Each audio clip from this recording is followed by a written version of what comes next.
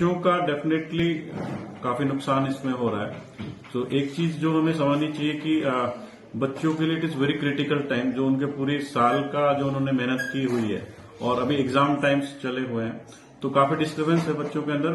Unplanned ये हो गया है। दूसरी प्रॉब्लम क्या आ रही है, एक तो बच्चा एकदम से कट ऑफ हो गए स्टडी से, पूरी साल की उनकी मेहनत जो स्टेक पे है। दूसरा क्या आ रहा है कि आगे अनसर्टेनिटी है इस चीज को लेके, तो बच्चों को नेट वगैरह बंद है तो हम इन्फॉर्म भी नहीं कर पा रहे हैं कि आगे क्या होगा। और बच्चे जो सेल्फ स्टडी करते हैं, ऑनलाइन चैनल्स वगैरह देखते हैं, तो उनको भी इंटरनेट की वजह से भी प्रॉब्लम आ रही है, कनेक्टिविटी है, अनसर्टेनिटी उनको परेशान कर रही है, पेरेंट्स को भी कब तक ऐसा रहेगा, कितना इसका इम्पैक्ट होगा, तो उसमें काफी दिक्कत है।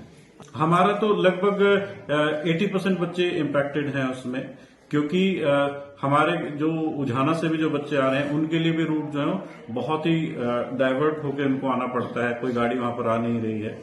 और उधर से दाता सिंह वाला से, धनौरी से, बर्टा से, पिपलथा से, तो काफी सारे विलेजेस हम यहाँ पे, रिवर है यहाँ पर, ये सारे गांव जो हम कवर करते हैं, तो हमारे आधे से ज्यादा बच्चे उसमें इम्पैक्टेड हैं। और रफली अगर मैं आपको संख्या दूं तो 400 के आसपास हमारे बच्चे, 400 से 500 बच्चे हमारे इस जोन में आते हैं।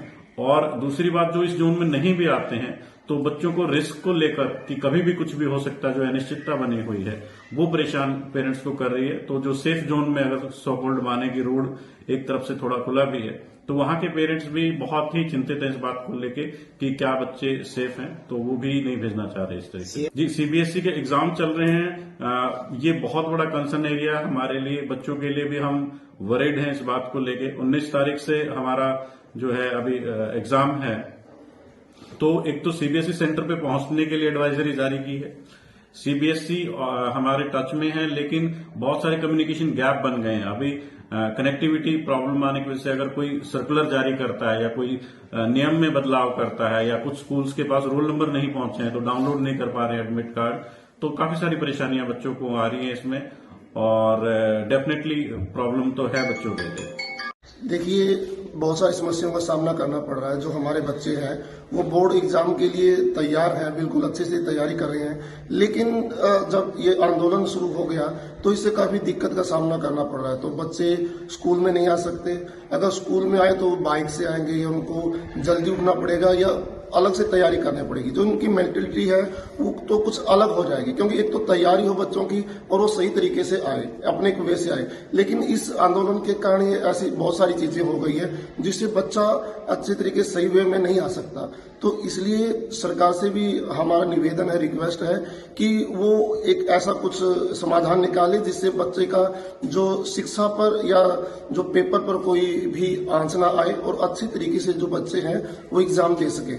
और दूसरा कि बच्चे स्कूल में आते हैं, यहाँ जो हमारा जो मेरे बच्चे पढ़ते हैं स्कूल में, तो उनमें भी उनको भी बहुत दिक्कत का सामना करना पड़ रहा है। घर पे वो पढ़ नहीं सकते, इंटरनेट बंद है, या वो स्कूल में आ नहीं सकते क्योंकि ये जो एरिया है ज्यादा ये बंद है सभी।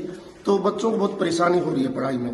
और ये समय जो है वो एग्जाम का समय है, क्योंकि एग्जाम जब सर पर है और बच्चे घर से बाहर नहीं निकल सकते, और पेरेंट्स को भी ये ऐसा लगता है कि हमारे बच्चे सेफ नहीं है। तो इसलिए हमारा निवेदन है कि वो सरकार इसका कुछ ना कुछ समाधान निकाले, किसानों का भी समाधान हो और हमारा भी समाधान हो, ताकि ये सभी चीजें सुचारू रूप से चल सके। सरकार के अधिकारियों ने संयुक्त किसान मोर्चा, नॉन पॉलिटिकल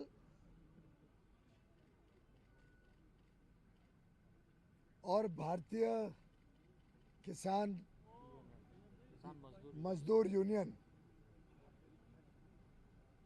और अन्य कुछ किसान संगठनों के प्रतिनिधियों के साथ बहुत ही अच्छे वातावरण में एक सकारात्मक चर्चा, नए विचारों के साथ, नई सोच के साथ कैसे भारत के किसानों के हित में जो माननीय प्रधानमंत्री नरेंद्र मोदी जी ने 10 वर्ष में अलग अलग काम किए, उसको और आगे बढ़ाने के हिसाब से लंबी चर्चा हुई है। माननीय प्रधानमंत्री नरेंद्र मोदी जी सदैव भारत के किसानों की चिंता करते हैं।